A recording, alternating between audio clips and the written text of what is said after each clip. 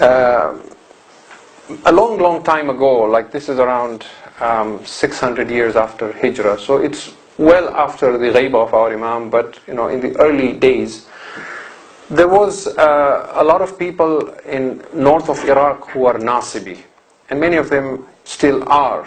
Like during the time of Saddam, you have these places like Tikrit and all these places. And Mosul was one of these places where there used to be a lot of Nasibis. And the governor of Mosul was a man who was a non-staunch Nasibi, meaning he hated the Shia and he hated the Ahlul Bayt alayhi salam. And him and his wife did not have any children, so they made another. And the another they made is that if Allah blesses us with a child, then we will kill a Shia. We will get this child to kill a Shia. This was the level of their hatred. Now look at how Allah works. He blessed them with a child. So they blessed a child, they called this child Jamaluddin. He was known as Jamaluddin al-Musili. And he grew up, fine young man, the son of the governor of Mosul and so on. When he reached his early 20s and he was now all, ready and built, his mother said to him, my son, you were born by the barakah of Allah because we made another that if He blesses us with a child, you will kill one of these Rafidis. So now you have to go fulfill our another, go kill one of the Shias.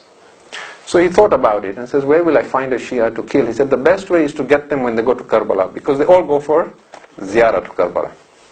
So he came south from Mosul and he sat at a crossroad where the qafila, the caravans, because in those days they would travel with camels, right, and horses and so on. So he was waiting for a qafila of Shia to come so he could attack them. He had a dagger. The first night nobody showed up. Second night nobody showed up. This is a documented true story. Because this man, when he converted Jamaluddin al-Musili, he became an alim amongst the Shia. This is his own story.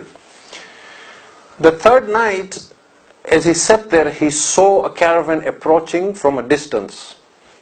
He saw a qafila. He said, this must be a group of Shias coming back from Karbala, heading in a different direction. I will get them there.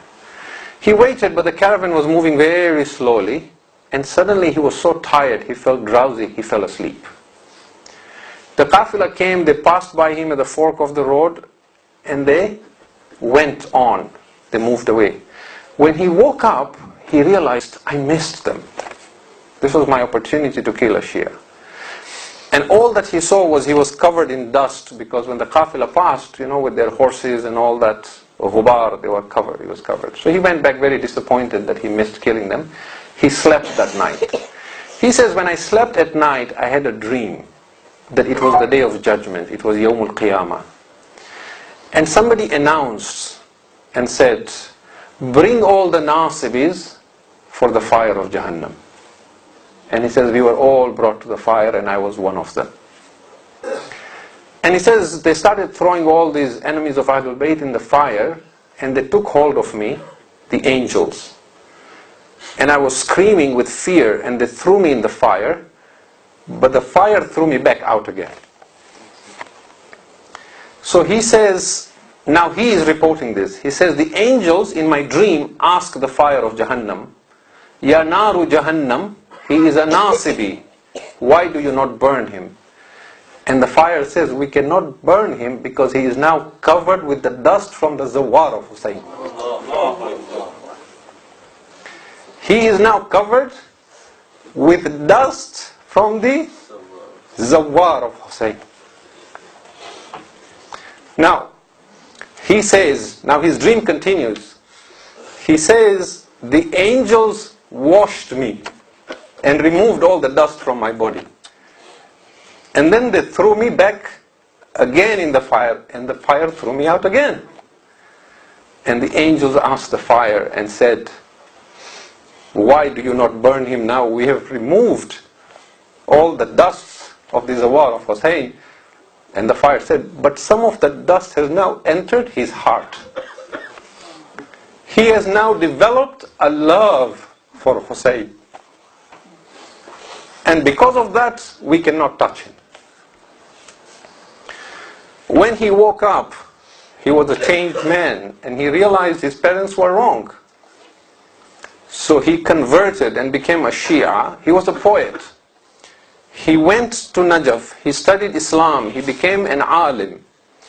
Then he went for ziyarah of Hussein, and he composed a couplet which is written on the dhari of Hussein. And these are the words of this alim, Jamaluddin al-Musili, who was born with the intent to kill the Zawar of Hussein. He composed this poetry. He says, and this is on the dhari of Imam al-Hussein, إِذَا شِئَتَ النَّجَاةِ فَزُرْ حُسَيْنًا. If you want salvation, then go visit Hussein. لِكَيْ تَلْقَ الْإِلَهَ قَرِيرَ عَيْنًا. So that you may meet your Lord with that which will delight your eyes. Why? فَإِنَّ النَّارَ لَن تَمَسَّ جِسْمًا. For the fire of hell will never touch a body. عَلَيْهِ غُبَارُ زُوَارِ الْحُسَيْنَ. On which is the dust of the Zawar of Hussein.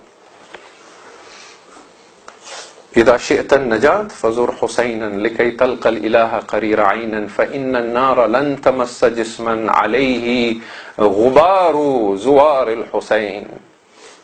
And that is why you're told, if someone goes to Karbala, comes back, try and shake his hand or hug him before he takes a shower even. Because he brings with him a barakah that you don't understand, but the fire of hell understands, that the angels understand. It doesn't matter in this world, but it matters in the hereafter. And we are told in hadith that no matter how spiritual you become in life, if you die without ever going for ziyarat of Hussein, this will be one of the sources of your regret on the Day of Judgment. Unless you don't have the health or the wealth, that is a different case. For those, the Ahlul Bayt love their Shia so much, they will come for your ziyarah. But if you have the means and the ability, at least once in your lifetime you must go see Hussein. Because the maqam of the Za'ir of Hussein on the Day of Judgment is completely different from anyone else. It doesn't matter how great an alim he is or what his level and his maqam is.